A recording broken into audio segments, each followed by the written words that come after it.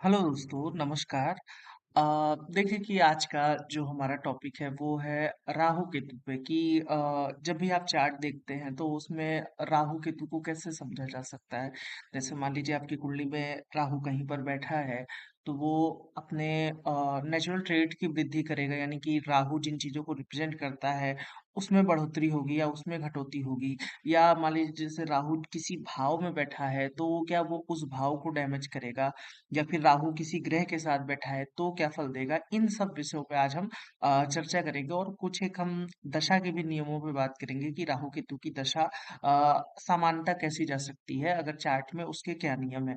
तो इसको समझने की कोशिश करते हैं। देखिए ये जो मैंने इमेज लगाई है ये मतलब गूगल पे इससे अच्छी इमेज तो मुझे नहीं मिली थी कि यहाँ पर राहु के साथ एक ब्रेन को शो किया गया है और केतु के साथ आपका हार्ट को शो किया गया है। जनरली ऐसा माना जाता है कि राहु जो है वो आपके जो गले से ऊपर वाला पार्ट है, यानी कि जो मस्तिष्क और चेहरे का पार्ट है उसको राहु इंगित करता है, और केतु जो है वो धड़ का पार्ट है उसको इंगित करता है, यानी कि गले से नीचे का भाग केतु रिप्रेजेंट करता है।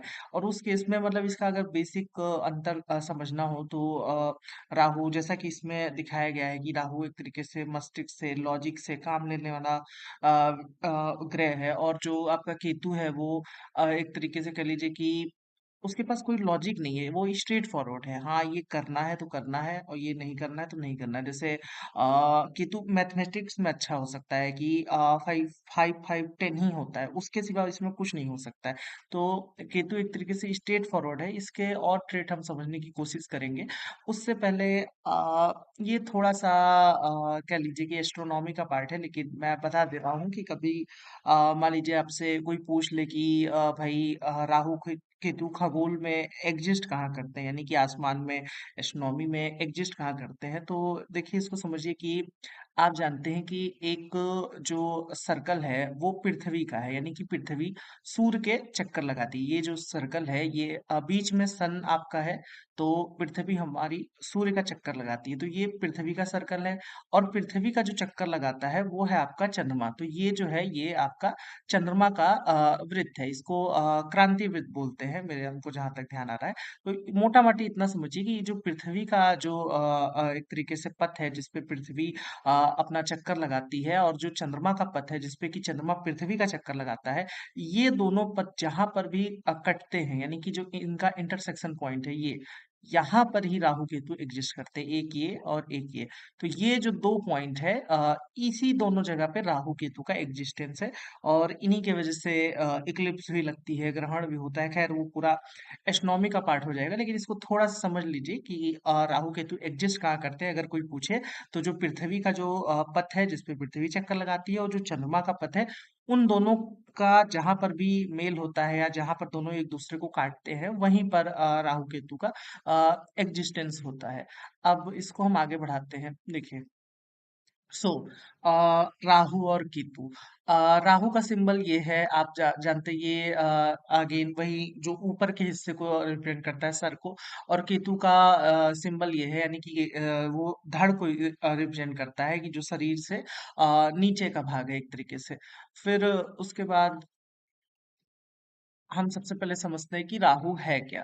क्योंकि हमने बात की कि भाई राहु आपका शरीर से ऊपर के हिस्से को रिप्रेजेंट करता है, तो आप जानते हैं कि हमारे जितने भी मतलब गले से ऊपर का पार्ट है वो सब हमारे एक तरीके से कह लीजिए कि सेंस वाले ऑर्गन है, यानी कि हम जिससे उसको क्या बोलते हैं, ज्ञानेंद्रिय बोलते हैं, यहाँ पर लिखा भी हुआ है। यानी कि हमारी आंख जिससे हम देखते हैं, कान जिससे सुनते हैं, नाक जिससे सूंघते हैं, जीभ हो गई, और इवन त्वचा भी हमारी चेहरे पे होती है। तो जो ज्ञानेंद्रिया है जिससे कि हम सेंस करते हैं, तो राहु उन चीजों को रिप्रेजेंट करता है। हमारे सेंसिटिव जो सेंस करने वाले ऑर्गन है उसको राहु रिप्रेजेंट करता है। तो अब इससे क्या पता चलता है कि राहु किस तरीके का ग्रह है, क्या फल दे सकता है। तो देखिए यहाँ पर लिखा है राहु एक गुड गुड ऑब्जर्वेंट है, यानी कि एक राहु ऐसा ग्रह है जो कि बहुत अच्छे से किसी चीज को परख सकता है, देख सकता है, जांच सकता है। अब इससे क्या समझ में आता है, जो लोग ऐसे होते हैं जो देखिए ऑब्जर्वर होना ना बहुत ही मतलब कह लीजिए कि बहुत ही बारीक काम है कि आप किसी को समझ रहे हैं और उस हिसाब से फैसला ले रहे हैं। तो राहु उस तरीके का ग्रह है कि वो व्यक्ति को ऐसा बना देता है कि मतलब कुछ लोग होते हैं कि वो बात के हिसाब से बात करेंगे और फिर अपनी बात मनवाने के लिए एक तरीके से आपको ऑब्जर्व करके कि क्या आप चाह रहे हैं और किस बात से उसका काम बन सकता है, उस तरीके का राहु का एक तरीके से कैरेक्टर है। आपने देखा होगा कि जितने भी प्रकार के जैसे एक तरीके से कह लीजिए कि राहु कभी भी सामने आकर के कुछ भी करना पसंद नहीं करता है। पीछे से रह करके पेशेंस के साथ दिमाग लगा करके वो उस चीज़ को अपना अचीव करना पसंद करता है। तो राहु एक बहुत अच्छा ऑब्जर्वर है, लोगों को देखेगा, उससे सीखेगा। जैसे महाभारत में आपने देखा होगा जो शकुनी का कैरेक्टर है कि पीछे रह करके, दिमाग लगा करके मतलब एक तरीके से सब बोला जाता है कि जैसे पापी ग्रह तो ये भी है, अन्य पापी ग्रह है, जैसे मंगल है। अब मंगल भी पापी ग्रह है लेकिन मंगल में एक बात है कि मंगल स्ट्रेट फॉरवर्ड है, जो है वो सामने है। आपको पता है कि ये खराब आदमी है, दुष्ट ही करेगा तो वो चीज उसमें आएगी।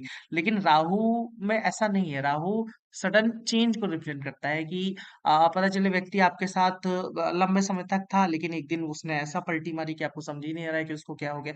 तो इस चीज को राहु इंगित करता है। तो राहु एक अच्छा ऑब्जर्वर है, आपके ज्ञानेंद्रियों को रिप्रेजेंट करता है, सेंसेस को रिप्रेजेंट करता है।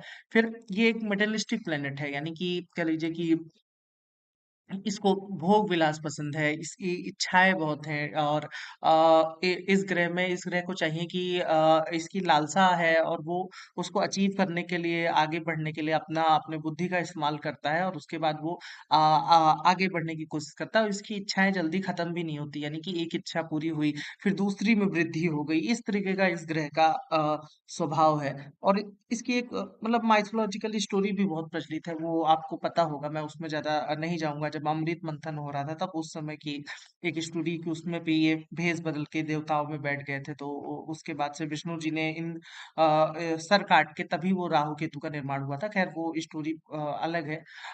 फिर मटेरियलिस्टिक प्लैनेट हो गया, फिर वेरी नॉलेजेबल अगेन, क्योंकि जब राहु सर के पार्ट को रिप्रेजेंट करता है, आपके ऊपर के पार्ट को रिप्रेजेंट करता है, तो ज़ाहिर-सी बात है कि उसमें नॉलेज तो एक तरीके से होगी ही।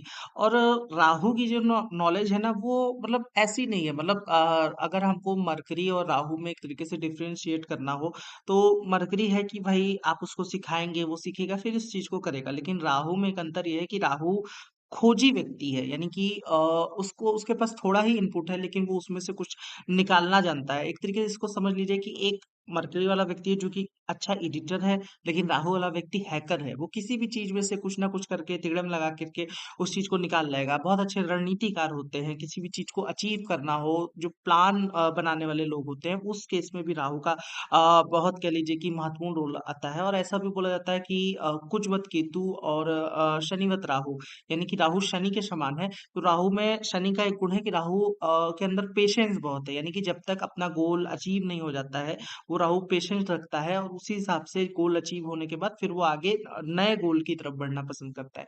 तो बहुत ही कह लीजिए कि नॉलेजेबल प्लेनेट है और नॉलेजेबल भी इस तरीके से कि प्लान बनाने में बहुत अच्छे हैं, किसी भी चीज को अचीव करना उसमें बहुत अच्छे हैं, रास्ता निकालने में बहुत अच्छे हैं कि किसी कोई समस्या है, ठीक है, अब इसका क्या रास्ता होगा वो हम निकाल के दे सकते हैं। हाँ, बस इसमें एक दिक्कत की बात ये है कि वो रास्ता एथिकल होगा या अनएथिकल होगा ये नहीं पता, मतलब वो रास्ता थोड़ा-सा अनएथिकल वे में भी हो सकता है। बस इनको चाहिए कि गोल अचीव होना चाहिए, कैसे भी करके साम, दाम, दंड, भेद लगा करके गोल पूरा होना चाहिए, बस इससे मतलब है। फिर यहाँ पर एक शब्द आया है कि राहु एक तरीके से डिटेक्टिव है, अगेन वही चीज़ की खोजी व्यक्ति हो गया, चीज़ें देखना, अच्छा ऑब्जर्वर हो गया और थोड़ा-सा शकी मिजाज भी हो सकता है। तो हमने क्या-क्या जाना कि राहु क्या रिप्रेजेंट करता है, राहु शरीर से ऊपर के हिस्से को रिप्रेजेंट करता है, सेंसेस को रिप्रेजेंट करता है, एक अच्छा ऑब्जर्वर है, डिटेक्टिव है, बहुत ही नॉलेजेबल प्लैनेट है, मेटलिस्टिक प्लैनेट है, उसकी इच्छाएँ बहुत हैं और जिस ग्रह के साथ जुड़ता है, जिस राशि में रहता है, वैसा ही थोड़ा-सा बिहेव करने की कोशिश करता है। अभी हम ग्रह और राशि पे आएँगे, लेकिन पहले हम राहु को समझते हैं कि राहु आखिर है क्या? वो किस तरीके का रिज़ल्ट दे सकता है? देखिए कि ये सडननेस का भी कारक माना जाता है ये प्लैनेट की इसके साथ ऐसी चीजें जुड़ी कि कभी भी कुछ भी हो सकता है। यहाँ से आपको जमीन से उठा करके आसमान पे ले जा सकता है, आसमान से जमीन पे ला सकता है, ऐसा भी बोलते हैं। हालांकि वो कॉन्सेप्ट दशा में लगता है, लेकिन मोटा मोटी राहु को आपको समझना हो तो तीन चार चीजें ध्यान में रखिए कि इसको नॉलेज से जोड़ के देखा जाता है, इसको मटेरियलिस्टिक चीजों से जोड़ के देखा जाता है। ये अच्छा डिटेक्टिव है, इसके पास अच्छा दिमाग है, अच्छा ऑब्जर्वर है, बहुत ही पेशेंस है इसके अंदर। मतलब अंदर चाहे व्यक्ति के कितना भी उफान मचा हो, लेकिन वो आपको दिखाएगा कि वो बहुत पेशेंस फुल व्यक्ति है और अपने लक्ष्य की ओर वो अग्रसर रहता है कि हाँ, ये मेरा गोल है और धीरे धीरे करके मुझे इसकी प्राप्ति करनी है। फिर आपका आता है केतु। अब केतु क्या है? केतु, क्योंकि गले से ऊपर के हिस्से का पार्ट राहु था, तो केतु जाहिर सी बात है कि गर्दन से नीचे का भाग है। तो वो आपका एक तरीके से ऑर्गन ऑफ एक्शन है, यानी कि जिससे कि हम किसी चीज को करते हैं। इसको ऊपर वाले हिस्से को हमने ज्ञानेंद्रिय कहा था, तो ये हमारा कर्म इंद्रिय है।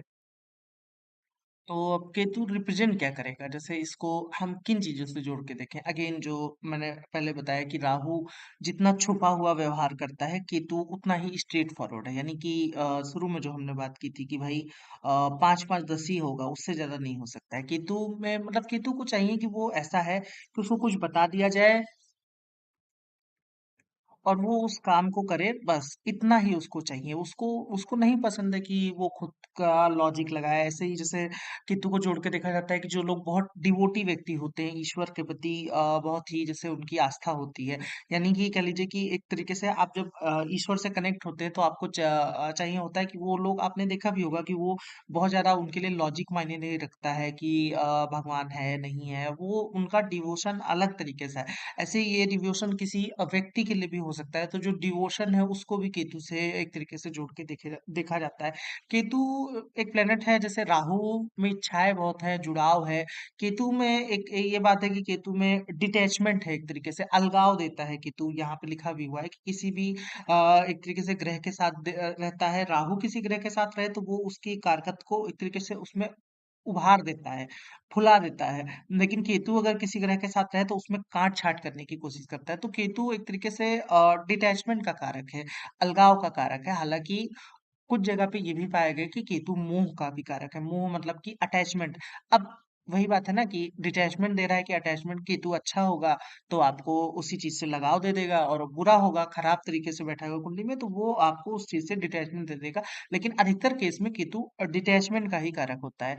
फिर कोई लंगड़ा व्यक्ति है, उसमें भी केतु का रोल आता है। किसी के शरीर का अंग नहीं है, ये केतु से जुड़ा बहुत अच्छा उपाय भी कराया जाता है कि ये किसी लंगड़े को जिसका केतु बहुत ही कुंडली में पीड़ित हो और उस व्यक्ति को परेशान कर रहा हो, तो वो आप किसी लंगड़े व्यक्ति को भोजन आदि कराते तो उससे भी बहुत लाभ रहता है। तो वो एक तरीके से लंगड़े को भी केतु रिप्रेजेंट करता है। कान्हा हो गया, इस तरीके के लोग जो होते हैं उनको केतु रिप्रेजेंट करता है। केतु इस्तीफे का भी कारक होता है कि आप कुछ लोग की आदत होती है कि रेजिग्नेशन हाथ में लेकर के बैठते हैं। तो जहाँ गए समझ में आया तो ठीक है, नहीं तो रेजिग्नेशन दे दिया। तो वही चीज है ना कि इस्तीफे का भी कारक एक तरीके से केतु को माना जाता है। केतु को संन्यास से जोड़ के देखा जाता है, अलगाव से जोड़ के देखा जाता है, मोक्ष से जोड़ के देखा जाता है केतु को। केतु एक तरीके से समझिए कि अ, जो है सामने है, उसके अंदर कोई भी उस तरीके का छलावा नहीं है। वो राहु की तरीके से दिमाग लगाना, लॉजिक का इस्तेमाल करना, वो सब उसके उसके समझ से बाहर है। उसको चाहिए कि हाँ, ये काम बताया गया है, इतना करना है, फिर आगे जो बताया जाएगा उसको करना है। तो ये ऐसा नहीं है कि मतलब इसमें हम ये नहीं कह रहे कि एकदम से व्यक्ति को, जो ऐसे लोग होते हैं उनके पास दिमाग नहीं होता है, जो केतु प्रभावित होते हैं, वो एक अलग बात है। लेकिन जो केतु का जो मूल स्वरूप है, इनको अगर अच्छी गाइडेंस मिल जाए तो ये बहुत अच्छा करने वाले होते हैं कि मतलब उस केस में ये मतलब बहुत आगे जाते हैं। तो राहु जितना खोजी है, जितना ऑब्जर्वर है, जितना मटेरियलिस्टिक प्लेनेट है, केतु उतना ही कह लीजिए कि केतु स्ट्रेट फॉरवर्ड है और जो भी है वो सामने है। केतु को अध्यात्म से भी जोड़ा जाता है। केतु के अंदर उतनी इच्छाएं नहीं है जितनी कि राहु से है। राहु एक तरीके से मेटलिस्टिक प्लेनेट है, लेकिन केतु मेटलिस्टिक प्लेनेट में काउंट नहीं होता है। तो ये केतु के कुछ हद तक कार्य करते थे। अब इसको इस तरीके से भी समझ लीजिए कि जैसे ये हम ज्योतिष आपको बता रहे हैं, सिखा रहे हैं। तो दो तरह के एस्ट्रोलॉजर होते हैं। एक जो राहु वाला व्यक्ति हो गया कि मान लीजिए, जैसे यहाँ पर हम क्या करते हैं कि कुंडली देखना, उसको लॉजिक लगाना, ये ग्रह यहाँ बैठा है, इस राशि में बैठा है, उसका बल कितना है, दशा वगैरह विचार करके हमने किसी व्यक्ति को कुछ फलित किया, बताया। तो ये हो गया कि प्योर भाई वो राहु वाला ज्योतिषी है, उसने लॉजिक लगाया, सेंस लगाया और कुछ बता दिया। लेकिन कुछ लोग ऐसे भी होते हैं इस संसार में, जैसे कोई साधु हो गया, संत हो गया, कि भाई चलते चलते उन्होंने किसी को कुछ बोला और वो सच हो गया। और लोग को आपने सुना होगा कि तुम्हारी काली जुबान है, यानी कि ये कुछ बोल दिया, कुछ बुरा बोला और वो सच हो गया। तो उस तरीके के एस्ट्रोलॉजर जो कि मतलब कोई लॉजिक नहीं है, कोई किसी बात का सेंस नहीं है, बस मन में आया, बोल दिया और वो चीज लग गई। तो वो सारी चीजें वो केतु रिप्रेजेंट करता है। लेकिन अब देखिए कि काम एक ही है। दोनों, जो राहु वाला व्यक्ति है वो भी यही कर रहा है कि उसने बाकायदा पढ़ाई की, लॉजिक लगाया और सारी चीजों को समझ करके थोड़ा बहुत फलित किया और आपको कुछ बताया आपके भविष्य के बारे में। और जो केतु वाला व्यक्ति है उसने क्या किया, उसने अध्यात्म से जुड़ के कुछ इस कह लीजिए कि ईश्वर से कनेक्ट होकर के कुछ ऐसी उनके अंदर तप करके उसने अपने अंदर से इतना उसको अपने सेंसेस को स्ट्रांग बना लिया कि वो सेंस कर पा रहा है कि आपके साथ आगे क्या हो सकता है, वो या वो आपका फ्यूचर बता सकता है। तो अगेन दोनों ही माहिर है किसी चीज को करने में, बस रास्ता अलग अलग है। राहु का रास्ता डिफरेंट हो सकता है, केतु का रास्ता बिल्कुल ही डिफरेंट है। लेकिन इसका मतलब ये नहीं है कि दोनों को किसी कोई भी चीज अचीव नहीं होगी। जैसे इस केस में हमने समझा कि दो तरह के एस्ट्रोलॉजर हो सकते हैं, हालांकि दोनों ही अचीव करने में एक तरीके से मतलब कह लीजिए कि जो एस्ट्रोलॉजी कमिटी है इसमें एक मैं मतलब ये भी होगा कि हम अपने ही उसमें बुराई कर रहे हैं, लेकिन ये बात सही है कि 80 से 90% के केसेस में जिस तरीके का एस्ट्रोलॉजर है वो मतलब कह लीजिए कि राहु का एक तरीके से करप्ट वर्जन है, कि वो चोला ओढ़ लेना और उसके बाद फिर लोगों को भटकाना और पूजा कराना और मतलब पैसे ऐंठना। तो इसी वजह से एस्ट्रोलॉजी काफी बदनाम भी है। तो वही बात है कि वो राहु का प्योर करप्ट वर्जन है, और केतु का भी इस तरीके से करप्ट वर्जन है कि वो अगेन बिना किसी बात के बस ऐसे किसी को डरा देना, कुछ भी बता देना और फर्जी का तंत्र टोना टोटका करना और उसको सिखाना। तो वो भी एक चीज है, खैर वो बात की बात है। तो कहने का मतलब है कि आपको समझ में आ गया कि राहु जहाँ लॉजिक है, केतु के पास लॉजिक नहीं है, लेकिन काम दोनों का ही दोनों के अपने अपने रास्ते अलग हैं। जैसे राहु आपका एक तरीके से लॉजिक वाले ज्योतिषी को रिप्रेजेंट करता है, केतु बिना लॉजिक के एस्ट्रोलॉजर को रिप्रेजेंट करता है। केतु आपका कह लीजिए कि टोटके का भी कारक है, जो लोग कुछ टोना टोटका करते हैं या बताते हैं, तो उस चीज को भी केतु रिप्रेजेंट करता है। अब हम बात करते हैं कि राहु केतु के बारे में। ये तो हमारा कारकत्व का जनरल असेसमेंट हो गया कि भाई राहु केतु रिप्रेजेंट क्या करते हैं। लेकिन अब चार्ट पे बात करेंगे कि आपके चार्ट में राहु केतु कहाँ पर बैठे तो अच्छा रिजल्ट दे सकते हैं, और किस राशि में बैठे तो अच्छा रिजल्ट दे सकते हैं। देखिए राहु जो है ना, वो जनरली अच्छा रिजल्ट दे सकता है अगर वो आपके कुंडली में तीसरे भाव में बैठ जाए, छठे में बैठ जाए, 10वें में बैठ जाए और 11वें भाव में बैठ जाए। तो बुक्स में बताया गया कि तीसरे, छठे, 10वें, 11वें यानी कि जितने भी उपचे भाव होते हैं उसमें राहु बैठे तो वो अच्छा फल दे सकता है। और इन्हीं भावों में अगर जैसे राहु बैठेगा तो अच्छे फल में, जैसे एक तरीके से राहु रेजिस्टेंस क्षमता को बढ़ा देता है। यानी का मतलब है कि आप किसी को ना बोल सकते हैं, कुछ आपको नहीं करना है तो आप जरूरी नहीं है कि आप बहुत ही सबमिसिव टेंडेंसी के हो जाए। तो राहु ये ट्रेड देता है कि हर जगह आप हाँ ही किए जा रहे हैं, तो उस केस में राहु यहाँ पर अच्छा फल देता है कि आपको जहां पर जरूरत है आप वहां पर ना भी बोल सकते हैं। पेशेंस यहाँ पर राहु दे देता है कि तीसरे, छठे, 10वें बारे में तो अपना लक्ष्य निर्धारित करके आराम से किसी चीज को काम करना, अपने लक्ष्य की तरफ एक तरीके से देखना। और राहु किन राशियों में अच्छा फल देता है तो अगेन जितनी भी, जैसे वृषभ हो गई, मिथुन हो गई, कन्या हो गई, तुला हो गई, मकर, कुंभ, इन राशियों में राहु हो तो राहु अच्छा फल देता है। यानी कि शुक्र की राशियां हो गई, बुध की राशियां हो गई, बुध की राशि में राहु बहुत अच्छा होता है। इवन बुध की राशि छोड़ी, हमने ग्रहों के बारे में थोड़ी बात नहीं की, हम कर लेते हैं। देखिए युति कि राहु अगर, जैसे राहु जिस तरीके का कारक ग्रह है कि हमने उसको नॉलेज से जोड़ा, हमने उसको अच्छी बुद्धि से जोड़ा, चतुराई से जोड़ा। तो राहु अगर बुध के साथ होगा तो उसके कारक तो एक तरीके से बूस्ट कर जाते हैं, मतलब उस व्यक्ति का दिमाग हाईली, मतलब कह लीजिए कि बहुत तेज होगा और वो कंप्यूटर्स में बहुत अच्छा होगा। हालांकि कितना वो विश्वसनीय व्यक्ति है इस पे एक प्रश्न चिन्ह हो सकता है, लेकिन उसका दिमाग बहुत तेज होगा। उसी तरीके से राहु गुरु के साथ हो जाए तो थोड़ा सा इसमें करप्ट होने के चांसेस बढ़ जाते हैं, लेकिन ये नॉलेज के लिए, इन चीज़ों के लिए बहुत अच्छा होता है। इसी तरीके से राहु कह लीजिए शुक्र के साथ भी कई मामलों में अच्छा होता है, हालाँकि ये व्यक्ति के चरित्र पे थोड़ा-सा एक तरीके से शंका उत्पन्न करता है। लेकिन राहु आपका सूर्य के साथ हो जाए, मंगल के साथ हो जाए, तो वो थोड़ा-सा स्ट्रगल करता है, उतना अच्छा फल नहीं देता है। कहने का मतलब है कि ग्रह जिस ट्रेट का है, उसी तरीके के ट्रेट वाले ग्रह से जब ग्रह मिलता है, तो वो एक एक तरीके से अच्छा रिज़ल्ट देने की कोशिश करता है। इसी तरीके से केतु के बारे में आप समझ लीजिए कि केतु अगर गुरु के साथ है, क्योंकि केतु डिटैचमेंट, अध्यात्म इन चीज़ों को रिप्रेज़ेंट करता है, तो गुरु के साथ केतु बहुत अच्छा फल देता है। केतु आपका मंगल के साथ एक तरीके से एक एक सिस्टमैटिक वे में अच्छा फल दे सकता है। जैसे जो लोग आर्मी में हैं, जिनका काम है, जो ऐसे डॉक्टर्स हैं, जो सर्जन हैं, तो उस केस में केतु मंगल के साथ अच्छा फल दे सकता है। लेकिन आप सोचिए कि केतु जो कि अध्यात्म, अलगाव को रिप्रेज़ेंट करता है, वो शुक्र के साथ बैठ जाए, जो कि भोग को रिप्रेज़ेंट करता है। तो उस केस में ये युति जैसे कि थोड़ा-सा दोनों के कारकत अच्छे से क्लब नहीं हो पाएँगे, तो वो भी उन चीज़ों का भी ध्यान रखिएगा। तो वही चीज़ है कि राहु वृषभ, मिथुन, कन्या, तुला, मकर, कुंभ यानी कि शनि, शुक्र और बुध की राशियों में राहु बहुत अच्छा फल देता है।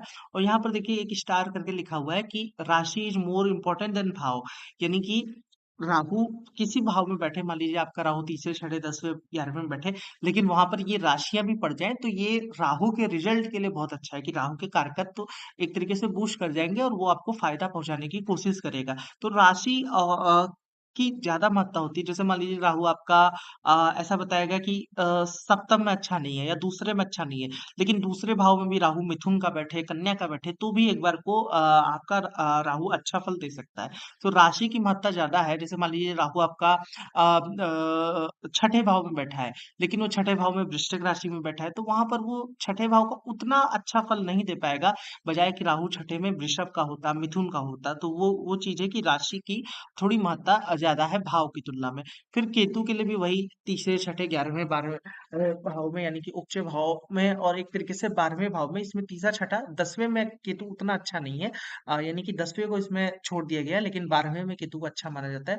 तो इस भाव में हो तो केतु भी अच्छा फल देता है। मैंने बताया था एक्शन का कारक है, किसी चीज को करने के लिए साहस देता है, व्यक्ति को आगे बढ़ाता है कि आप आगे बढ़ करके उस चीज को करिए, देखा जाएगा। जैसे कई बार ये भी नहीं अच्छा होता ना कि बहुत ज्यादा सोचते रहना, हाँ ठीक है कर लेंगे, करेंगे, करें कि ना करें। अरे भाई ठीक है, सोचा है तो कर दो, ठीक है। मतलब एक एक टाइम ऐसा आता है कि जहाँ पर आपको निर्णय लेना होता है और वहां पर निर्णय ले लेना चाहिए, तो वो केतु का कारकत है कि आपको निर्णय लेना होगा।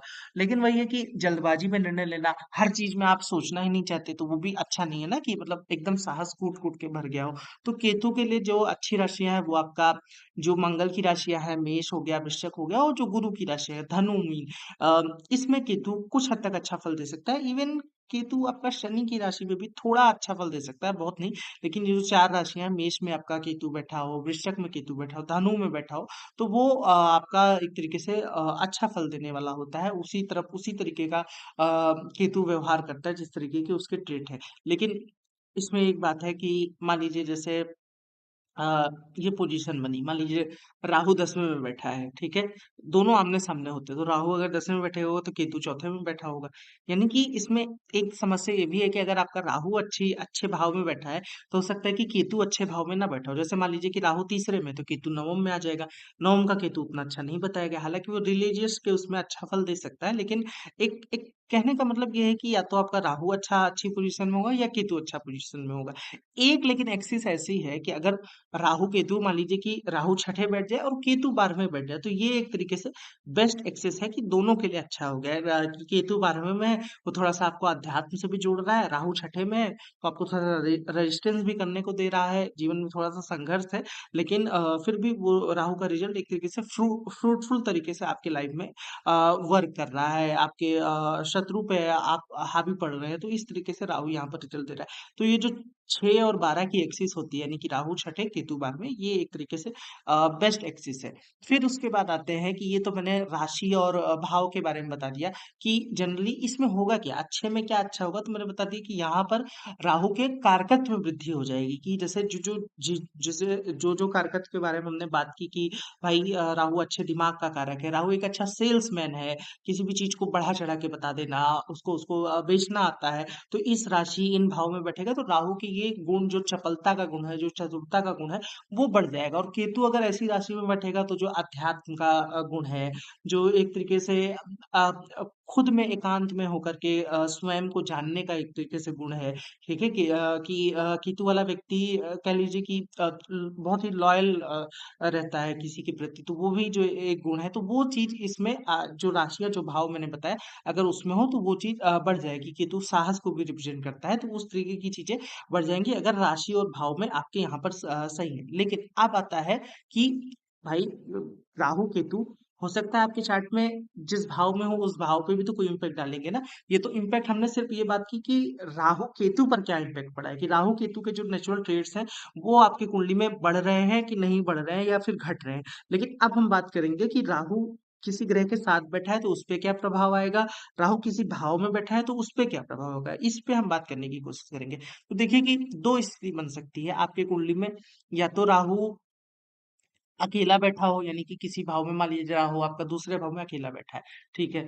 दूसरी स्थिति ये बन सकती है कि राहु आपका किसी भाव में किसी ग्रह के साथ बैठा हो, जैसे राहु मंगल युति है, राहु सूर्य युति है, या राहु दो तीन ग्रहों के साथ बैठा है। तो सबसे पहले हम बात करेंगे कि अगर राहु आपका अकेले बैठा है तो उसको किस तरीके से देखना है। अगर राहु मान लीजिए आपकी कुंडली में अकेले बैठा है तो आपको सबसे पहले ये देखना है कि वो अच्छे भाव में बैठा है या खराब भाव में बैठा है। जैसे अब अच्छा खराब क्या होता है, जैसे मान लीजिए कि राहु आपका केंद्र त्रिकोण में बैठा है। केंद्र मतलब कि आपका लगन हो गया, चौथा हो गया, सप्तम हो गया और 10वां हो गया। ये केंद्र हो गया, पंचम नवम आपका 2 त्रिकोण हो गया। तो केंद्र त्रिकोण में बैठा है तो यानी राहु अच्छे भाव में है, दूसरे में 11वें में अच्छे भाव में है। लेकिन अगर मान लीजिए कि राहु आपका बुरे भाव में बैठा है, यानी कि मान लीजिए छठे में बैठा है, 8वें में बैठा है, 12वें में बैठा है, ये स्थिति हो सकती है, या फिर तीसरे में बैठा है। यानी कि आपको सबसे पहले देखना होगा राहु केंद्र त्रिकोण दूसरे 11वें में बैठा है, या फिर राहु आपका 3, 6, 8, 12 में बैठा है। तो इस चीज को आप फाइंड कीजिए कि राहु किस में बैठा है। अब दो स्थितियां बनेंगी। मान लीजिए कि राहु आपका एक अच्छे भाव में बैठा है। अच्छे भाव में यानी कि हम मान लेते हैं कि राहु आपका दूसरे भाव में बैठा है। अगर राहु दूसरे भाव में बैठा है तो आपको ये देखना पड़ेगा कि वो जो दूसरा भाव है उसका स्वामी क्या बली हुआ या कमजोर हुआ। जैसे एक उदाहरण लेते हैं कि वृषभ लगन है। वृषभ लगन में दूसरे भाव में राहु बैठा है, यानी कि मिथुन राशि में दूसरे भाव में राहु बैठा है। तो आपको देखना होगा कि क्या उस कुंडली में बुध बली है, यानी कि मान लीजिए उस कुंडली में बुध उच्च का है, बलवान है, तो उस केस में क्या होगा कि राहु आपको अच्छा फल देगा उस भाव से रिलेटेड, और वो राहु आपको दशा में भी अच्छा फल देगा। यानी कि राहु जिस भाव में बैठा है, किसी अच्छे भाव में बैठा है, उसका स्वामी अगर बलवान है, कुंडली में शुभ है, शुभ ग्रहों के साथ है, तो फिर वो राहु उस भाव के लिए अच्छा करेगा, उस भाव को बिगाड़ेगा नहीं। जैसे मान लीजिए कि किसी का राहु 11वें भाव में बैठा है और 11वें भाव का स्वामी बलवान है कुंडली में, तो फिर वो बहुत अच्छा है, उस केस में कोई दिक्कत नहीं है। राहु 11वें भाव में वैसे अच्छा होता है और अच्छा फल भी देगा। लेकिन अगर उसका स्वामी कमजोर है, नीच का है, पापी ग्रहों से पीड़ित है, जैसे मान लीजिए वृषभ लगन है, राहु दूसरे भाव में बैठा है, तो मिथुन राशि में बैठा है, राहु के खुद के कारकत्व तो बूस्ट कर जाएंगे, उसमें कोई दिक्कत नहीं है।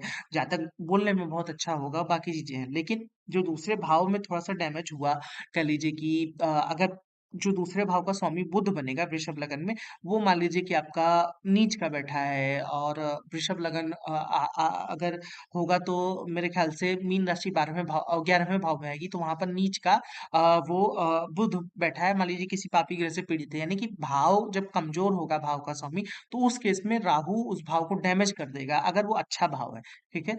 अब बात करते हैं कि राहु मान लीजिए किसी वीक भाव में बैठा है, यानी कि कमजोर भाव में बैठा है। जैसे सॉरी, कमजोर हम कह रहे हैं, किसी बुरे भाव में बैठा है। जैसे मान लीजिए कि राहु आपका 8वें भाव में बैठा है, और 8वें भाव में बैठा है, मान लीजिए कि मेष लगन है, या छोड़िए मेष लगन नहीं है, हम लेते हैं आपका धनु लग्न ले लेते हैं, ठीक है। मान लीजिए धनु लग्न की कुंडली है, 8वें भाव में कौन सी राशि आएगी, तो कर्क राशि आएगी। तो अगर राहु 8वें भाव में बैठा है तो वहां पर हमको चाहिए कि चंद्रमा वहां पर कमजोर हो। अष्टमेश जितना कमजोर होगा राहु, देखिए राहु जिस भी भाव में बैठेगा उस भाव के स्वामी की तरीके से बिहेव करेगा भाव की तुलना में। तो अगर अच्छे भाव में बैठा है तो अच्छे भाव का स्वामी बली होना चाहिए, तो राहु उस भाव के लिए अच्छा करेगा। बुरे भाव में बैठा है तो बुरे भाव का स्वामी कमजोर होना चाहिए। अगर मान लीजिए कि इसी कुंडली में चंद्रमा बली हो जाए तो राहु एक तरीके से अष्टमेश की तरीके से व्यवहार करेगा, और व्यक्ति के पतन के लिए कारक होगा। तो अगेन इसको फिर से हम समझा देते हैं कि अच्छे भाव में राहु बैठा है तो उसका स्वामी बली होना चाहिए, बुरे भाव में बैठा है तो उसका स्वामी कमजोर होना चाहिए। और बुरे भाव में राहु बैठा है तो उसका स्वामी अगर कह लीजिए कि कमजोर है तो ये बहुत अच्छा है, स्ट्रांग है तो फिर खराब है, और अच्छे भाव में बैठा है और उसका स्वामी कमजोर है तो फिर ये खराब है, ये अच्छा रिजल्ट नहीं देगा। अब हम एक उदाहरण कुंडली से समझते हैं। जैसे देखिए कि जो ऊपर हमने नियम पढ़े अकेले राहु के, उसको हम इस कुंडली पे लगाने की कोशिश करते हैं। सबसे पहले हम देखते हैं कि यहाँ पर देखिए ये राहु इनका तीसरे भाव में बैठा है, यानी कि भाव वाइज स्थिति अच्छी हो गई। फिर वो कुंभ राशि में बैठा है, यानी कि राशि वाइज भी स्थिति अच्छी हो गई आपका, कि कह लीजिए कि राशि भी एक तरीके से ठीक है और कोई इसमें समस्या नहीं है। फिर उसके बाद अब राशि और भाव दोनों अच्छे हो गए। अब इसमें क्या होगा, जातक में जो कह लीजिए कि जो राहु के गुण है वो बढ़ जाएँगे। तीसरे में राहु बहुत अच्छा होता है, जहाँ तक कह लीजिए कम्युनिकेशन में अच्छा होगा, उसकी कम्युनिकेशन स्किल बहुत अच्छी होगी। और हमने बताया था कि राहु तीसरे, छठे, 10वें, 11वें में अच्छा है, और साइन भी इस तरीके की आ जाए कि वृषभ, कन्या, मकर, तुला में बैठा हो तो वो जनरली बहुत अच्छा फल देता है। तो इसमें देखिए कि राहु तीसरे भाव में बैठा है, वो अच्छा फल यहाँ पर राहु के नेचुरल कारकत्व भी बूस्ट हुए। और इसका अगर स्वामी देखें तो वो अपने भाव से 12वें गए। हाँ, यहाँ पर एक बात हम आपको बताना भूल गए कि कभी भी अगर ऐसा केस बन जाए कि जिस भी भाव में राहु बैठा हो, उसका स्वामी इसी के साथ बैठ जाए, तो भाव के लिए अच्छा नहीं है। जैसे मान लीजिए कि तीसरे भाव का स्वामी शनि बनता है, शनि अगर यहीं बैठा हो, तो फिर भाव के लिए उतना अच्छा नहीं है। या फिर मान लीजिए कि ये शनि राहु से त्रिकोण में आ जाए, यानी कि शनि सप्तम में बैठा होता या शनि 11वें में बैठा होता, यानी कि राहु शनि को देख लेता, तो फिर ये उतना अच्छा नहीं है, वहाँ पे राहु भाव को डैमेज करता है। लेकिन यहाँ पर ऐसा नहीं हुआ है, ये शनि बलवान है और ठीक-ठाक बैठा है। तो तीसरे में बैठ के, क्योंकि राहु राशि वाइज़ भी अच्छा हो गया, भाव वाइज़ भी राहु यहाँ पर अच्छा हो गया, तो एक तरीके से राहु यहाँ पर काफ़ी अच्छा रिज़ल्ट दे रहा है। और इसका जो स्वामी है शनि, वो भी ठीक-ठाक बैठा है, अपने स्वराशि का बैठा है। और देखिए कि वो उसपे एक तरीके से गुरु की दृष्टि है, जो गुरु लग्नेश है, यानी कि एक शुभ ग्रह राहु जिस भाव में बैठा है उसके स्वामी को एक शुभ ग्रह देख रहा है, तो ये भी बहुत अच्छा है। अब ये कुंडली किसकी है? तो ये कुंडली है धीरू भाई अंबानी जी की, जो उनका पॉपुलर चार्ट दिखाया जाता है। आप जानते हैं कि वो उनका कम्युनिकेशन स्किल भी काफ़ी अच्छा था, और उनमें पेशेंस बहुत था। इतना बड़ा जो एम्पायर खड़ा करना होता है तो उसमें मतलब समय लगता है। और कह लीजिए कि धीरे-धीरे करके कैसे उन्होंने चीज़ें बढ़ाई, आगे बढ़ाई, और फिर एक तरीके से बिज़नेस को एस्टेब्लिश किया। तो वो उस चीज़ को, जो पेशेंस है, वो यहाँ पर राहु दिखा रहा है। कम्युनिकेशन, अच्छी कम्युनिकेशन स्किल, समझ, ऑब्जर्वर का जो हमने बात की थी, वो सब यहाँ पर राहु रिप्रेजेंट कर रहा है। अब हम दूसरे चार्ट पर आते हैं। अब ये चार्ट देखिए, इस चार्ट पे हम राहु केतु दोनों की बात करते हैं। सबसे पहले देखिए कि राहु यहाँ पर बैठा है, पहले भाव में बैठा है। लगन में राहु, क्या हमने अच्छा काउंट किया था? तो मतलब उतना अच्छा तो नहीं बोला था, लेकिन चलो ठीक है। एक बार को यहाँ पर राशि क्योंकि वृषभ पड़ गई है, तो हमारे लिए ठीक है कि राहु ऐसी राशि में नहीं गया कि धनु में बैठा हो या सिंह में बैठा हो। वृषभ राशि में हमने कहा था कि राहु अच्छा फल देता है। तो अब यहाँ पे फलित क्या होगा कि राहु अगर वृषभ राशि में लगन में बैठा है, तो थोड़ा सा जातक का कैरेक्टर, मतलब उसका उसका स्वभाव कैसा हो सकता है, तो हम कहेंगे कि उसमें राहु के गुण आएंगे। हो सकता है उसको टेक्निकल नॉलेज अच्छी हो, वो थोड़ा सा कह लीजिए कि ऐसा ऑरा रखता हो कि लोगों को प्रभावित कर सके। इसमें राहु को हम वृषभ राशि में देख करके हम ये बताने की कोशिश करेंगे कि भाई राहु वृषभ में बैठा है तो राहु के गुण थोड़े से बढ़ जाएंगे। अब बात करते हैं कि इसके स्वामी की स्थिति क्या है। तो आप देखिए कि ये जो राहु यहाँ पर लगन में बैठा है, इसका स्वामी, हमने बात की थी कि राहु अगर अच्छे भाव में बैठे तो इसका स्वामी बलवान होना चाहिए। लेकिन इसका स्वामी तो यहाँ पर आकर के जो शुक्र है वो नीच का हो गया। और नसीब नीच का हुआ है, बल्कि ये राहु के ग्रिप में भी, यानी कि राहु इस पे दृष्टि भी डाल रहा है। यानी कि राहु का असर भाव पर भी आ गया, और भावेश जो है शुक्र बना, उस पे भी आ गया, और वो शुक्र कमजोर भी है। अब यहाँ पर ये राहु लगन के लिए उतना अच्छा नहीं है जितना कि हम इसको ऊपर-ऊपर से देख रहे थे। कहने का मतलब है कि अब यहाँ पर ये राहु आपकी सामाजिक छवि में बट्टा लगा सकता है, कुछ कह लीजिए कि व्यक्ति को रोक दे सकता है, परेशान कर सकता है, सडन उसकी ज़िंदगी में कोई परेशानी आ सकती है, क्योंकि राहु लगन पे भी ग्रिप बना रहा है, और लग्नेश जो कि कमज़ोर है। अगर ये शुक्र बलवान होता तो फिर कोई चिंता नहीं थी, जातक राहु को कंट्रोल कर रहा होता। लेकिन अब इस केस में क्या हुआ, उल्टा हो गया कि राहु जातक को कंट्रोल कर रहा है। तो ये एक सिनेरियो था। अब हम बात करते हैं इसी कुंडली में केतु के बारे में बात करते हैं। केतु देखिए, केतु तो बढ़िया अपना जो राशि हमने बात की थी, वृश्चिक उसमें बैठा है। वृश्चिक राशि अच्छी होती है केतु के लिए, लेकिन भाव तो अच्छा नहीं है। सप्तम भाव आप जानते हैं कि ये काम त्रिकोण है, विवाह के लिए देखा जाता है, उसमें केतु क्या कर रहा है। फिर उसके बाद यहाँ पर देखिए कि जो इसका स्वामी है, यानी कि सप्तम का स्वामी है, केतु न सिर्फ सप्तम भाव में बैठा है बल्कि उसके स्वामी के साथ बैठ गया। यानी कि केतु का भाव भावेश पे पूरी तरीके से प्रभाव आ गया।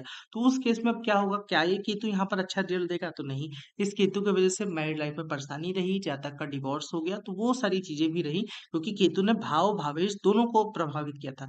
लेकिन इसमें भाई मंगल तो बली है, अपनी स्वराशि का है, तो स्वराशि का है तो कौन मंगल कौन बना? तो मंगल आपका सप्तमेश बना, तो भाई सप्तमेश बली हो जाएगा। पत्नी में जो पत्नी जो इनकी है वो बलवान हो जाएंगी आपसे, क्योंकि मंगल स्वराशि का है। लेकिन वही बात है ना कि विवाह में केतु ने यहाँ पर परेशानी दी, क्योंकि अगर केतु अकेला बैठा होता, मंगल कहीं उससे दूर होता, तो इतनी दिक्कत ना आती। लेकिन केतु न सिर्फ भाव को डैमेज कर रहा है बल्कि भाव के स्वामी को भी डैमेज कर रहा है, तो ये उतना अच्छा तो नहीं था।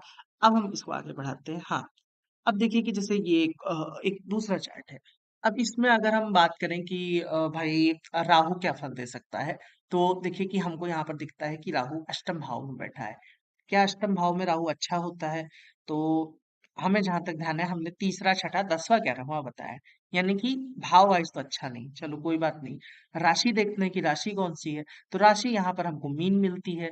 मीन राशि क्या अच्छी है राहु के लिए? तो नहीं, मीन राशि तो अच्छी नहीं है राहु के लिए। राहु को होना था तो भाई मिथुन में होता, कन्या में होता, तुला में होता, वृषभ में होता। मीन में क्या कर रहा है राहु?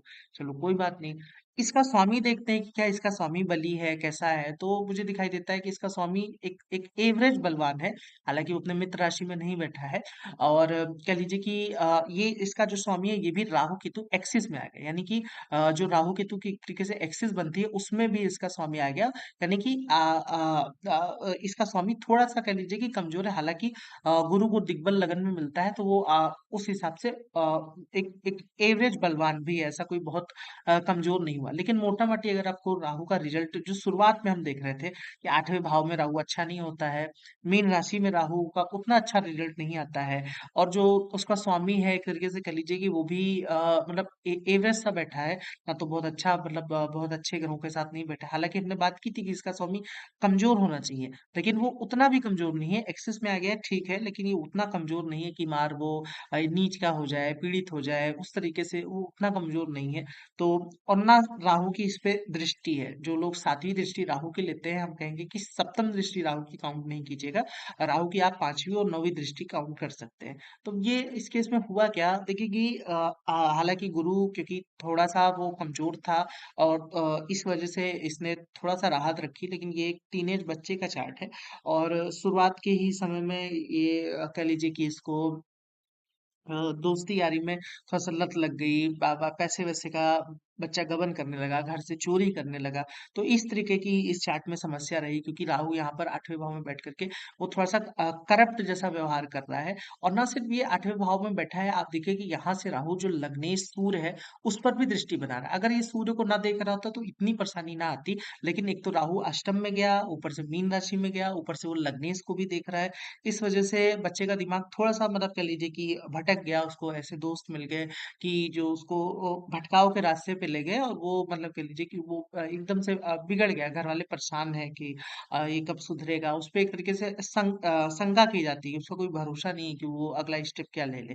तो इस तरीके से राहु ने यहाँ पर फल दिया हुआ है। हालांकि कुछ हद तक राहत इसमें ये भी है कि अब वो धीरे धीरे, मतलब कि उसमें सुधार का प्रोसेस किया गया है, तो वो उस रास्ते पे है। आगे देखते हैं कि क्या होता है, क्योंकि गुरु यहाँ पर कह लीजिए कि एक तरीके से केतु के साथ है, दूसरे भाव में है, और ऊपर से ये गुरु की दृष्टि भी राहु पे आएगी, कि ठीक है कि गुरु तो राहु को देख ही रहा है। तो उस वजह से थोड़ी सी राहत भी रही है कि वो समझ जाता है, अपनी गलती मानता है। तो वो भी एक चीज है। हालांकि इस राहु ने डैमेज बहुत किया है।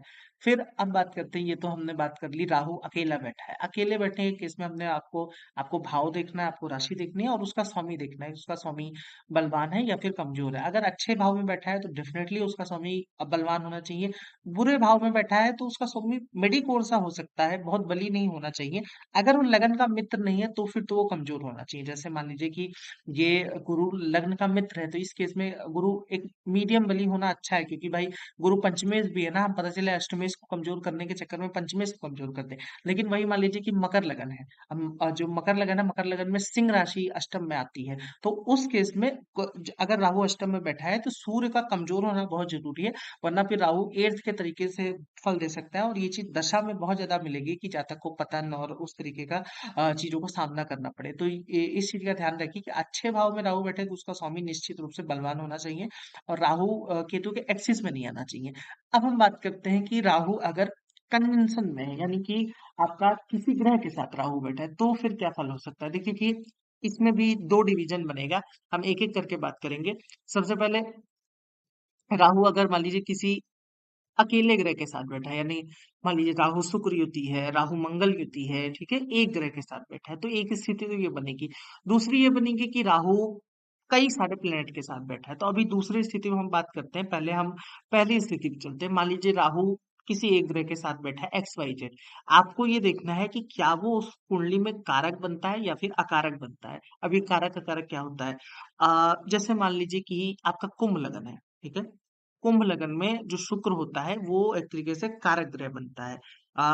कैसे कारक ग्रह बनता है, तो आप पाएंगे कि जो कुंभ लगन में जो वृषभ राशि होती है वो चौथे में पड़ती है, और जो तुला राशि होती है वो नवम नवम में पड़ती है। तो एक तरीके से जो ग्रह बनता है वो शुक्र कारक बनता है। मान लीजिए कि राहु शुक्र के साथ बैठा है, तो उस केस में क्या होगा कि वो उसके कारकत्व में वृद्धि कर देगा राहु, और उसको उसको उसको बढ़ा देगा, और राहु के स्वयं के फल भी अच्छे हो जाएंगे।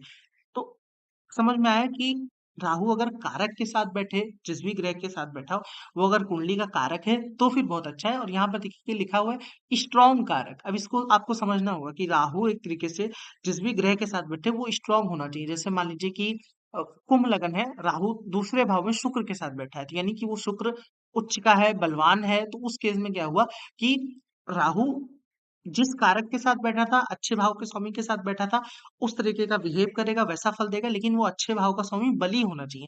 अगर वो कमजोर होगा तो वही कमजोरी आपको दे देगा। और ये जो नियम हम आपको बता दे रहे हैं, ये दशा में आपको बहुत ज्यादा मिलेगा। मतलब ये एक जनरल प्रिंसिपल तो आप समझ लीजिए कि प्रॉमिस ऑफ द चार्ट में, यानी कि ओवरऑल लाइफ में क्या जातक के हो सकता है। जैसे मान लीजिए राहु शुक्र युति दूसरे भाव में है, और राहु शुक्र कुंडली का कारक है, तो ठीक है, शुक्र के ट्रेड जातक में बढ़ जाएंगे, जातक के जीवन में बढ़ जाएंगे, कंफर्ट बढ़ जाएगा, और पैसे मिलने में आसानी होगी, बाकी चीजें हैं। लेकिन जब दशा आएगी राहु की, तो शुक्र की दशा में ऐसा हो सकता है अच्छा फल ना मिले, लेकिन जब राहु की दशा आएगी और अगर वो शुक्र बलवान हुआ, तो फिर तो वो दशा एक तरीके से बहुत अच्छी जाएगी। तो कहने का मतलब है कि राहु जिस भी ग्रह के साथ युति में है, आप ये देखिए कि वो उस कुंडली का कारक है। कारक का मतलब होता है कि वो त्रिकोण का स्वामी है या नहीं। और अगर अकारक है, अकारक का मतलब है कि वो 6 8 12 का स्वामी तो नहीं है। ये कारक अकारक पे वीडियो है, अगर आपको नहीं समझ में आया तो इसको आप देखिएगा। हम आगे बढ़ते हैं। अगर वो राहु किसी वीक अकारक के साथ है, यानी कि मान लीजिए कि राहु शुक्र युति है, लेकिन वो कन्या राशि में है, और उस शुक्र के साथ कोई पापी ग्रह है, यानी कि एक तरीके से शुक्र नीच का हो गया, राहु ऐसे ग्रह के साथ बैठा था कि आपके कुंडली का कारक तो है, लेकिन वो नीच का है, पापी ग्रह से पीड़ित है, तो फिर राहु वही डिलीवर कर देगा, उसी चीज को बढ़ा देगा। जैसे मान लीजिए राहु लग्नेश के साथ बैठा है, ठीक है, मिथुन लगन है, लग्नेश के साथ राहु बैठा है, सब आपका कौन से भाव में बैठा है, 10वें भाव में बैठा है, ठीक है, मिथुन लगन है, और लग्नेश बुध बना, 10वें भाव में बुध के साथ राहु बैठा है मीन राशि में। अब यहाँ पर क्या हुआ कि बुध एक तरीके से नीच का हो गया। मान लीजिए कि इस पे किसी पापी ग्रह की दृष्टि भी आ जाए, तो जो राहु, जो कि हमने बात की थी कि वो ग्रह के कारकत्व को बढ़ा देता है, तो क्या बढ़ाएगा, वो यही तो बढ़ाएगा कि जो बुध पीड़ित है उसी को, उस पीड़ा को और बढ़ा देगा। तो जो भी ग्रह राहु के साथ बैठा, अगर वो कुंडली में अच्छे भाव का स्वामी है, तो उसका बली होना जरूरी है, वरना फिर वो अच्छा फल नहीं देगा। तो ये राहु के केस में हो गया। फिर बात करते हैं केतु। केतु के केस में भी यही है कि जो जिस भी ग्रह के साथ केतु की युति हुई है, आप देखिए कि वो ग्रह कुंडली का कारक है, बलवान है, केतु के साथ बैठा है, कोई दिक्कत नहीं है। केतु उस ग्रह का कह लीजिए कि काट छाट तो करता है, वो एक बात हो गई, लेकिन अगर वो ग्रह बली है तो केतु उस ग्रह के ट्रेड 3 गुना एक तरीके से बढ़ा देता है। बस इसमें ध्यान रखिएगा कि ये राहु केतु की युति के मामले में सूर्य चंद्रमा नहीं होना चाहिए। सूर्य चंद्रमा से राहु केतु की उतनी बनती नहीं है, वो दोनों ग्रह उसके शत्रु माने जाते हैं। तो सूर्य चंद्रमा में राहु अच्छा फल नहीं देता है, वो ग्रहण का चार्ट बन जाता है, तो वो उस केस का ध्यान रखिएगा। तो कहने का मतलब है राहु केतु अगर कुंडली के कारक ग्रह के साथ बैठे हैं, तो वो कारक ग्रह बलवान होना चाहिए, बहुत अच्छी बात है। और वो ग्रह का रिजल्ट बढ़ जाएगा, और वो लाइफ में आपको महसूस भी होगा, दशा में और अच्छा फल मिलेगा, पर्टिकुलरली राहु और केतु की दशा में। लेकिन अगर वो ग्रह कमजोर है, पीड़ित है और उसके साथ राहु बैठ जाए, तो फिर वो आपको वही डिलीवर करेगा। अब हम बात करते हैं कि मल्टीपल प्लैनेट के साथ हो। जैसे मान लीजिए कि आपका मिथुन लगन है या फिर वृषभ लगन ले लीजिए, वृषभ लगन है और राहु शुक्र और बुध के साथ बैठा है, नवम भाव में बैठा है, ठीक है। वृषभ लगन होगा तो आपका नवम भाव में कौन सी राशि आएगी? मकर राशि आएगी। मान लीजिए कि शुक्र बुध के साथ राहु बैठा है, तो उस केस में क्या होगा कि ये एक तरीके से ये जो दशा जाएगी, ठीक है, ओवरऑल तो रिजल्ट ये आपको बढ़ाएगा ही कि दोनों ग्रह मित्र राशि में बैठे हैं, बलवान है, वो तो एक बात होगी। लेकिन जब राहु की दशा आएगी तो उस केस में क्या होगा कि राहु जो कि दोनों ग्रह के साथ बैठा है, जो दोनों ग्रह राजयोग बना रहे थे, कुंडली के आपके कारक हो गए, तो उस केस में राहु की दशा एक्सट्रीम बूम कर जाएगी, बहुत अच्छी जाएगी। और वही मान लीजिए कि राहु कुंडली के आकारक ग्रहों के साथ बैठा है, जैसे अगेन यही वृषभ लगन है और आपका जो राहु है वो आपका गुरु के साथ और मंगल के साथ बैठा है। तो उस केस में क्या होगा कि जब भी राहु की दशा आएगी तो वो जो जो एक दुर्योग में राहु बैठा था, वो दुर्योग आपको डिलीवर कर देगा वही राहु। अब मान लीजिए कि राहु मल्टीपल कंजंक्शन में है, लेकिन जो एक ग्रह है वो कुंडली का कारक है और दूसरा ग्रह कारक है। जैसे मान लीजिए कि अगेन वही वृषभ लगन का उदाहरण लेते हैं कि वृषभ लगन का चार्ट है और आपका नवम भाव में राहु बैठा है, उसके साथ आपका गुरु बैठ गया है और आपका शुक्र बैठ गया है, ठीक है। वृषभ लगन की कुंडली है, राहु के साथ गुरु शुक्र बैठे हैं। पहले तो ये बहुत ज्यादा व्यक्ति के पास दिमाग हो जाएगा अगर तीनों ज्ञान के ग्रह साथ में बैठ जाएंगे, ये तो ग्रह के कारकत्व के हिसाब से फल हुआ। लेकिन अगर मान लीजिए कि वृषभ लगन की कुंडली है, नवम भाव में युति बनेगी, तो उस केस में आपका क्या होगा कि गुरु वहां पर नीच का हो जाएगा। तो उस केस में क्या होगा कि राहु अपनी दशा में नीच गुरु हो गया, ठीक है, अच्छी बात है। एक अकारक नीच का हुआ, इससे अच्छी क्या बात हो सकती है। और जो कारक है यानी कि शुक्र भी वहां पर बैठा है और शुक्र अपनी मित्र राशि का बैठा है, तो उस केस में वो राहु अच्छा फल देगा। भले वो अकारक गुरु के साथ बैठा है लेकिन वो गुरु नीच का था, ठीक है। अगर इसका उल्टा हो जाए कि मान लीजिए जो अकारक ग्रह है वो बलवान हो जाए और जो आपका कारक ग्रह है वो कमजोर हो जाए और राहु उस युति में फंसा हुआ है, तो फिर वो राहु आपको बुरा रिजल्ट देगा। तो अगर राहु अच्छे ग्रहों के साथ बैठा है, कुंडली के कारक ग्रहों के साथ बैठा है, तो फिर आपको वो राजयोग दे देगा अपनी दशा में और ओवरऑल लाइफ में भी उन कारकत को बढ़ाए रखेगा।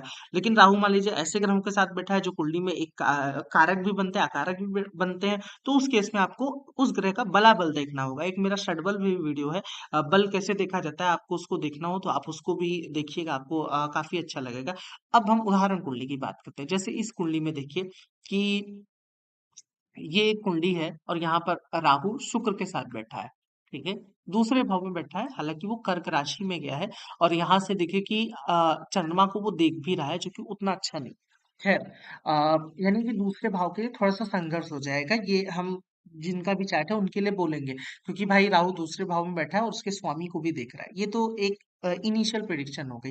अब हम बात करते हैं कि राहु और शुक्र की जो युति है इसका क्या फल हो सकता है धन भाव में। अब हमने बात की थी कि भाई राहु शुक्र की युति तो बहुत अच्छी होती है, ग्लैमर को बढ़ा देगी, एक तरीके से कह लीजिए कि कंफर्ट को, दिखावे को बढ़ा देगी। भले आपके पास उतना हो ना, लेकिन लोग ये जानेंगे कि आपके पास बहुत पैसा है, बाकी चीजें हैं, तो वो चीज एक तरीके से शो हो सकती है। तो राहु शुक्र का तो ये मोटा माटी धन भाव में बैठने का ये ट्रेट हो गया। अब हम देखते हैं कि शुक्र जो है वो कौन बना, ठीक है। एक फल हमने आपको बताया भाव का कि राहु वहां पर धन भाव में बैठा है, तो वो धन भाव को बढ़ा रहा है या डैमेज कर रहा है।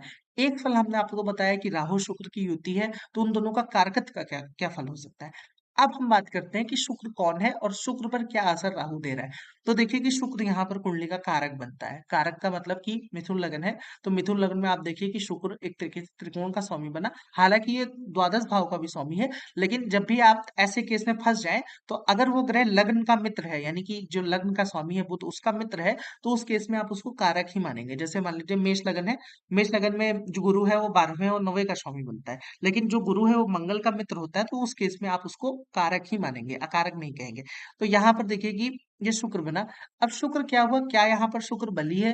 तो शुक्र कर्क राशि में गया है। कर्क राशि शुक्र की शत्रु राशि होती है। हालांकि शुक्र जल तत्व का ग्रह होकर के जल तत्व राशि में गया है, लेकिन ये उतना बलवान भी कह लीजिए कि हम इसको काउंट नहीं करते हैं। किसी शुभ ग्रह की इस पे दृष्टि भी नहीं है, तो वो भी मतलब कह लीजिए कि वो शुक्र यहाँ पर उतना बली नहीं है, एक मेडिकोर सा यहाँ पर बैठा हुआ है। हालांकि वो कुंडली का कारक है। तो अब यहाँ पर क्या होगा, देखिए कि हाँ, आपको केस बता दे रहे हैं। जाति का एक ये एक जातिका का चार्ट है, वो ब्यूटी पार्लर रन करती है और अगेन वही जो ग्लैमर की बात हम कर रहे थे, सजना-संवारना, ब्यूटीशियन वो सब दूसरे भाव में जो शुक्र का योग बन रहा है राहु के साथ, उससे आप देख सकते हैं। लेकिन जातिका मतलब उतना संतुष्ट भी नहीं अपने कार्य से। अगेन कह लीजिए कि वो राहु ने उसके इच्छाओं में काफ़ी ज़्यादा वृद्धि कर रखी है, तो वो भी चीज़ है और जो शुक्र है, वो बलवान ना होने की वज़ह से जातिका एक पीड़ा महसूस करती है। हालाँकि लोग कहते हैं कि तुम्हारे पास बहुत है, लेकिन जातिका को ऐसा लगता है कि अभी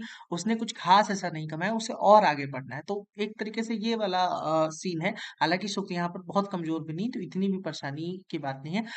अब इस केस में इस राहु की दशा आ जाए तो मुझे उम्मीद है कि राहु की दशा ठीक-ठाक जानी चाहिए। हम बहुत अच्छी तो नहीं कहेंगे, बहुत अच्छी के लिए इस शुक्र का बहुत बलवान होना चाहिए, लेकिन एक ठीक-ठाक जानी चाहिए क्योंकि राहु एक त्रिकोणाधिपति के साथ बैठा है जो कि कुंडली का कारक है, लगन का मित्र है, तो उस केस में इस राहु की दशा अच्छी जानी चाहिए।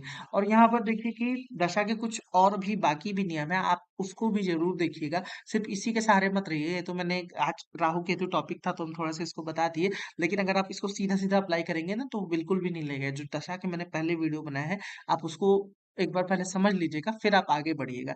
अब देखिए कि ये एक और कुंडली है। इस कुंडली में हम केतु की बात करते हैं क्योंकि केतु के साथ कई ग्रह हैं। तो आप यहाँ पर देखिए कि केतु के साथ हमको 2 ग्रह मिले। एक तो सूर्य मिला और एक आपका बुध मिला।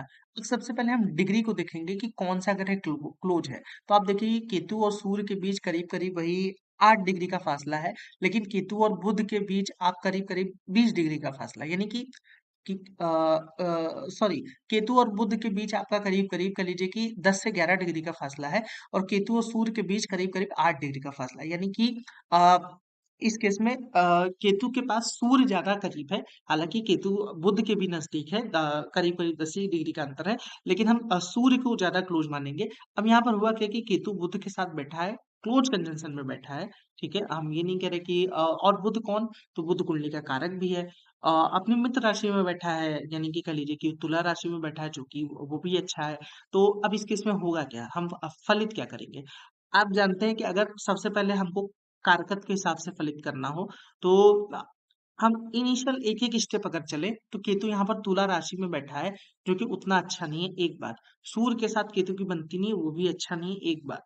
फिर बुध के साथ केतु बैठा है, बुध कहाँ लॉजिक का प्लैनेट है और केतु थोड़ा-सा मतलब कह लीजिए कि स्ट्रेट फॉरवर्ड ग्रह है, तो बुध केतु की युति भी उतनी अच्छी नहीं मानी जाती है। हालाँकि अप टू सर्टेन एक्सटेंट ये आंतरिक जैसे जो कुछ लोग मन ही मन विचार किया करते हैं और उसमें मतलब उनको कुछ ऐसा अनुभूति हो जाता है, उस केस में ये अच्छा फल दे सकता है कि उनको प्राप्त हो गया।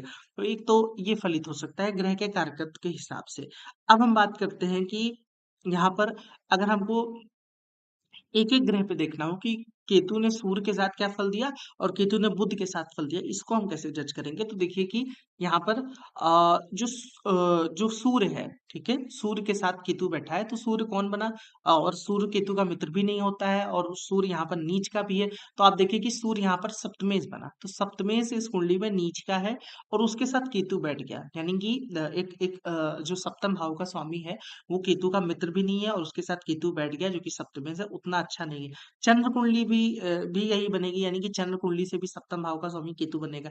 यानी कि सप्तमेश के साथ आपके एक ऐसा ग्रह बैठा है जो कि डिटैचमेंट अलगाव को रिप्रेजेंट करता है। समझिएगा कि आपका सप्तमेश कोई भी ग्रह बने, उसके साथ शुक्र बैठे, बुध बैठे, गुरु बैठे, ये अच्छा है ना कि उस सप्तमेश के साथ आपका केतु बैठ जाए, मंगल बैठ जाए, सूर्य बैठ जाए, ये उतना अच्छा नहीं है। तो यहाँ पर सप्तमेश के साथ एक तो केतु बैठ गया, ऊपर से क्या हुआ कि इस सप्तम भाव पे शनि की दृष्टि आ रही है, लगन 6 डिग्री का है, तो शनि इस सप्तम भाव को पूरी तरीके से देख रहा है, चंद्रमा भी देख रहा है, लेकिन चंद्रमा थोड़ा-सा शिफ्ट हो जाएगा, मतलब उतनी दृष्टि चंद्रमा की नहीं आएगी, जितनी कि शनि की आ रही है। यानी कि क्या हुआ कि जातिका के सप्तम भाव और सप्तमेश पर शनि-केतु जैसे ग्रह का प्रभाव है और ये एक फीमेल चार्ट है, तो इस केस में हुआ क्या, ये सुन लीजिए कि जातिका ने विवाह नहीं किया है, यानी कि अपनी मर्ज़ी से ही उसका विवाह से उसमें दिलचस्पी नहीं है, तो जातिका ने जीवन में पर अभी तक मतलब विवाह नहीं किया है और घर वालों को भी बता दिया विवाह नहीं करना है।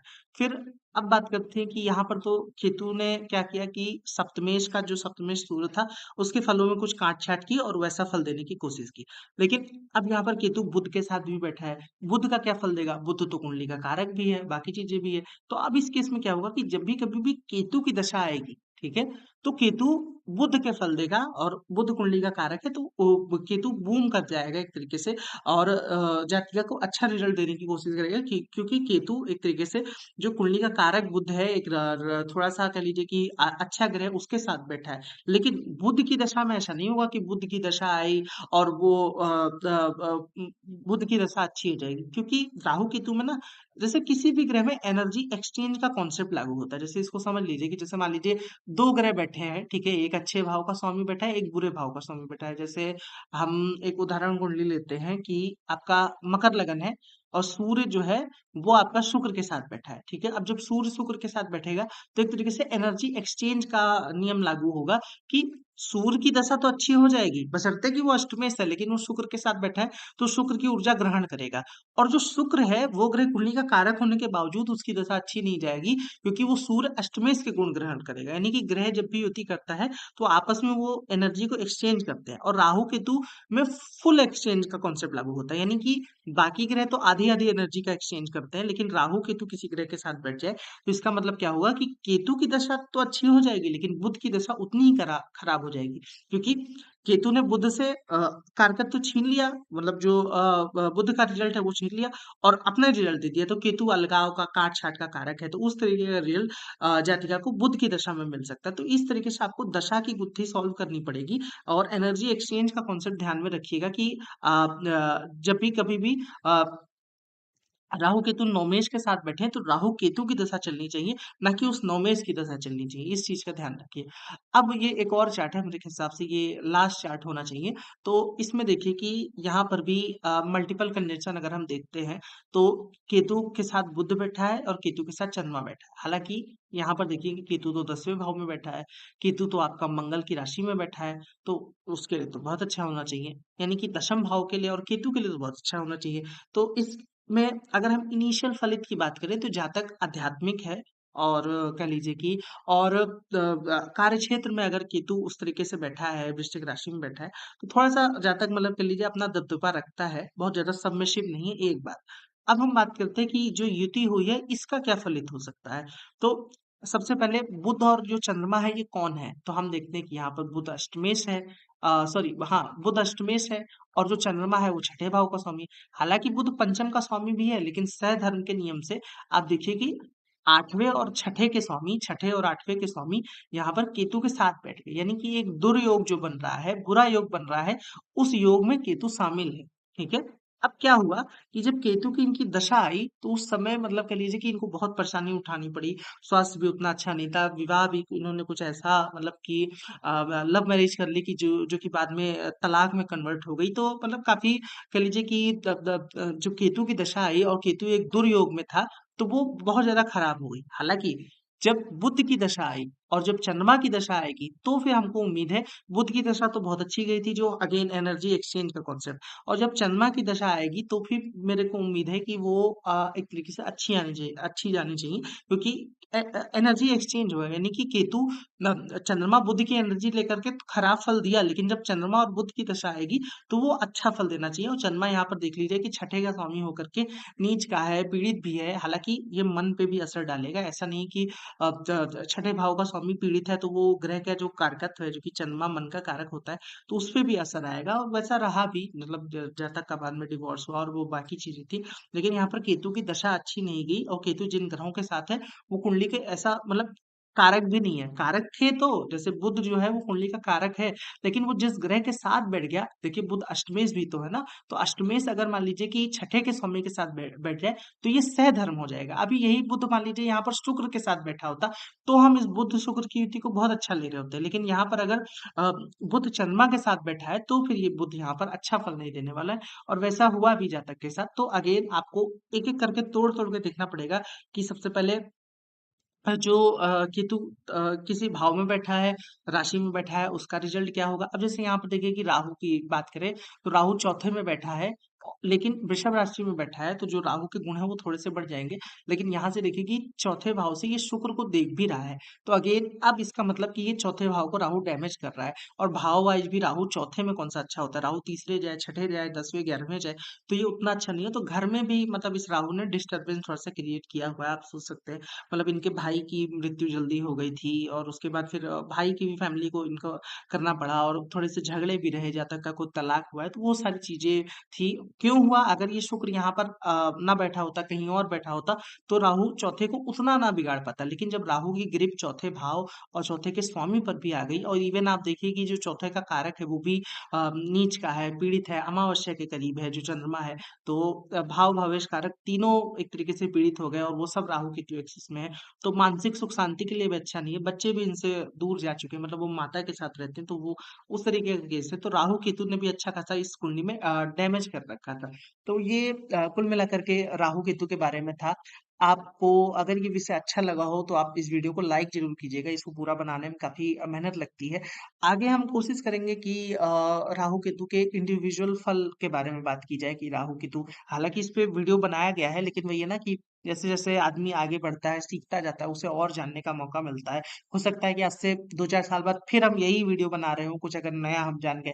तो आप लोग मुझे बताइएगा कि आप लोग देखना चाहते हैं कि राहु अगर पहले में हो, दूसरे में हो, तीसरे में हो, तो क्या फल हो सकता है। केतु का इसी तरीके से जो अलग अलग भाव में फल होता है, मैं सोच रहा हूँ कि उसका भी एक वीडियो करूँ।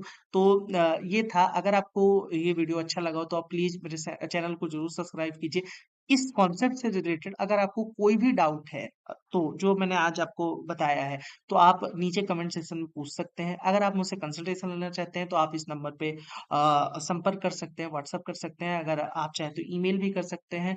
आप चाहें तो इंस्टाग्राम पर भी मुझे फॉलो कर सकते हैं। ये आईडी है एस्ट्रो शुभम 007 करके।